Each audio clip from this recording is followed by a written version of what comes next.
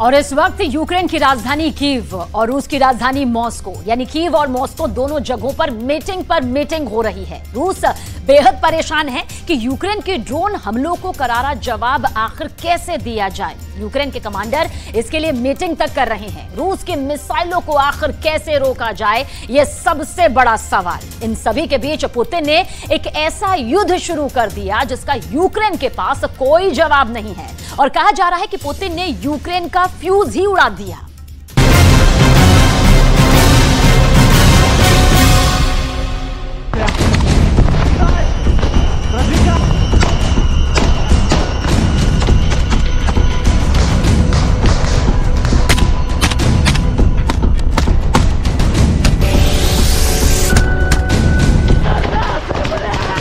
वो रहा, अभी था, अभी नहीं, दिखा पर गायब हो, उधर गया, इधर आ रहा।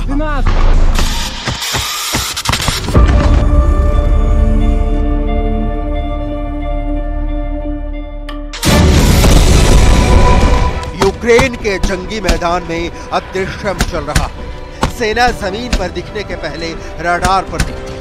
दुश्मन देश के इलेक्ट्रॉनिक वॉरफेयर में सिद्धहस्त सैनिकों की टुकड़ी मोर्चा दर मोर्चा जैबर लेकर घूम रही है। दुश्मन की संचार व्यवस्था को ध्वस्त करना है। उनके अड्डे, उनके मूवमेंट, उनका एक्शन, सब कुछ टुकड़ी तक पहुंचानी है, जो सिग्नल मिलते ही खाक में मिला देगी। डिटेल में समझिए। 21वीं सदी का रूस यूक्रेन महासंग्राम जमीन, आसमान और पानी में नहीं, हवा में भी लड़ा जा रहा है। इस हवा में बसे धुलकण दुश्मन का पता बता रहे हैं। आर्टिलरी फायर के लिए सिग्नल और लोकेशन मुहैया करा रहे हैं। इलेक्ट्रॉनिक वॉरफेयर में ज़ेलेंस्की की जीत के दावे के बीच रूस कितना आगे निकल चुका है, आपको भी जरूर जानना चाहिए। लेकिन सबसे पहले समझते हैं हम इलेक्ट्रॉनिक वॉरफेयर है क्या भला। इलेक्ट्रॉनिक युद्ध में सबसे जरूरी बात होती है दुश्मन से अदृश्य रहना। मकसद है सभी तरह के हथियारों के इलेक्ट्रॉनिक सिग्नल की पहचान करना, जिनमें drone, air defence system, jammer, artillery और मल्टीपल रॉकेट लॉन्चर हैं। ये सूचनाएं इकट्ठा करते हैं कि कहां से सिग्नल आ रहा है और किस तरह का हथियार है। जानकारी दूसरे यूनिट को भेजी जाती है जो उन्हें नष्ट करने की कोशिश करती है। सेना के कमांडर इन सूचनाओं को बड़े गौर से सुनते हैं।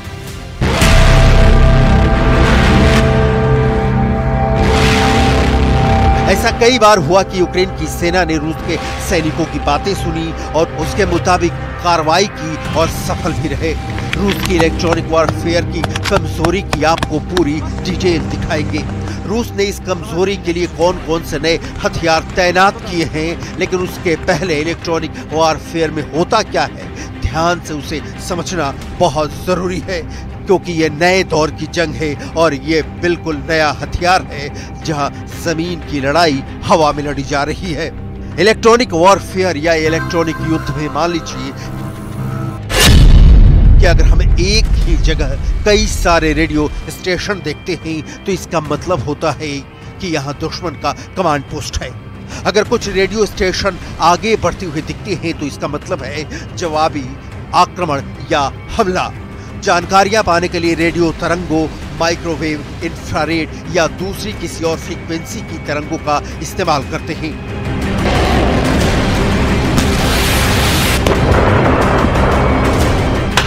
इलेक्ट्रॉनिक युद्ध धमाकों, मिसाइल हमलों, खंदकों वाली जंग के समानांतर चल रहा है।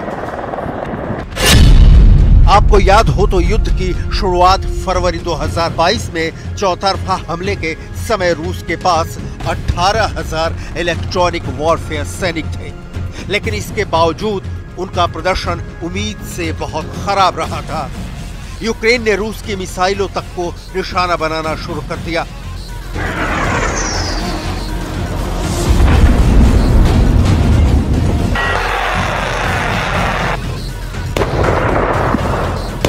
काउंटर अटैक में भी यही हो रहा है। ज़ेलेंस्की की सेना सूचना इकट्ठा करने के काम में गजब की तेजी दिखा रही है। यूक्रेन का अब 1 इंच भी बढ़ना पुतिन के लिए परेशानी का बड़ा कारण बन जाएगा। आज का युद्ध टैंकों से लड़कर नहीं जीते जा सकते। बावजूद इसके कि दुनिया भर के वॉर एक्सपर्ट के मानना है कि इस युद्ध का फैसला आर्टिलरी से होगा। पुतिन इलेक्ट्रॉनिक युद्ध की जरूरत जानते हैं। रूस ने जाम करने वाली बहुत सारी टेक्नोलॉजी अब विकसित कर ली है। ग्रास्प 4 यह हवाई टारगेट और एयर डिफेंस सिस्टम को निशाना बनाता है। दूसरा हथियार है जीटेल, ये सैटेलाइट सिग्नल को जाम करता है। जीटेल जैमर 30 किलोमीटर के इलाके में जीपीएस सिग्नल को जाम कर सकता है। तीसरा हथियार है लेयर 3, यह फोन और रेडियो कम्युनिकेशन का सिग्नल जाम करता है।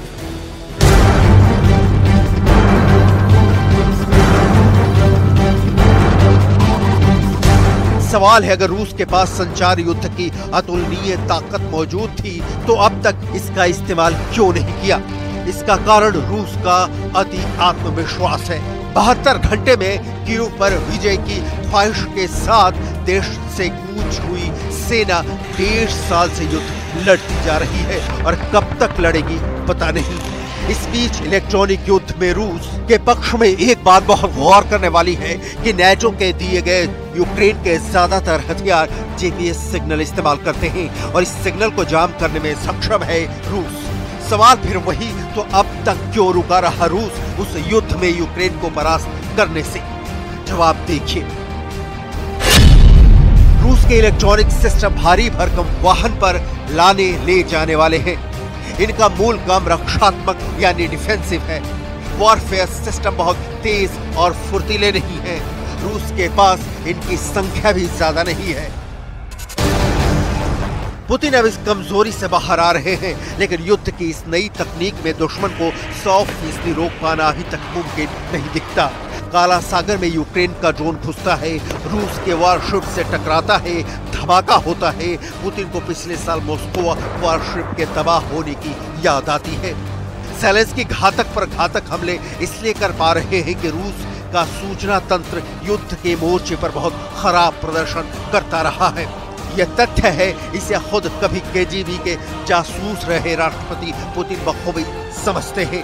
लेकिन सवाल तो यूक्रेन का है, जिसका दावा है कि उसका डिफेंस सिस्टम रूस के 60% हमलों को नाकाम कर देता है। क्या आसमान में पुतिन का कमजोर होने के कारण ही कीव अब तक अविजित है?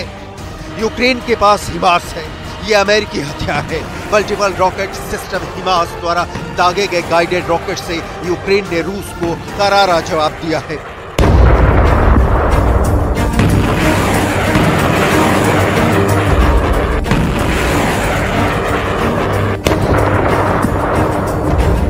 फरवरी 2022 से यूक्रेन ने रूस के 100 बड़े इलेक्ट्रॉनिक वॉरफेयर सिस्टम को नष्ट किया है, पश्चिमी मीडिया में छपी रिपोर्ट के मुताबिक, जिसकी पुष्टि नहीं की जा सकती।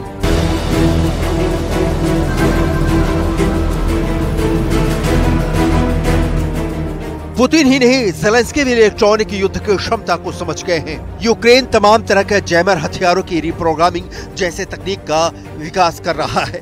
हवा में लॉन्ग रेंज मिसाइलों के अभाव में ज़ेलेंस्की ने लॉन्ग रेंज ड्रोनों से रूस के भीतर घुसकर हमला शुरू कर दिया है। ये हमले इसलिए कामयाब हो रहे हैं कि रूस के एयर डिफेंस में कहीं ना कहीं कोई बड़ा लोचा है, वरना रूस के पास दुनिया के सबसे बेहतरीन डिफेंस सिस्टम में से एक S-400 भी मौजूद है। कर्च ब्रिज पर हमला, वॉरशिप पर हमला, टैंकों की तबाही, ये सब कुछ निर्भर करता है उस सूचना तंत्र पर जो युद्ध शुरू होने से पहले एक्टिव होता है और युद्ध खत्म होने तक जारी रहता है। इलेक्ट्रॉनिक युद्ध ने परंपरागत युद्ध का तरीका ही बदल दिया है। एक तरफ भारी भरकम फाइटर जेट, मिसाइलों का काम ड्रोनों ने संभाल लिया है। वॉरशिप को डुबोने के लिए सी ड्रोन उतर आए हैं। पनडुब्बी की जरूरत ही नहीं और सेना के पास सूचना हो तो उसे कोई नहीं हरा सकता। उदाहरण दिया जा रहा है कि फरवरी 2022 में जब रूस की सेना माइकोलाइव की ओर बढ़ रही थी, तब ग्रामीणों ने अपने मोबाइल फोन से यूक्रेन की सेना को उनकी गतिविधियों की जानकारी पहुंचाई थी। युद्ध में रूस के संचार तंत्र का प्रदर्शन बहुत बुरा है। रूस की सेना यूक्रेन के संचार को भी बंद करने में नाकाम रही। यही वजह रही कि यूक्रेन की सेना को अपनी सुरक्षा चाक चौबंद करने में आसानी हुई। यूक्रेन की जंग में रूस की कमजोरियां ही ज़ेलेंस्की की अब तक की जीत का कारण है। पुतिन के पास क्षमता भी है और इरादा भी, लेकिन पुतिन उस विकल्प तक पहुंचने के लिए पहले सब कुछ इस्तेमाल कर रहे हैं।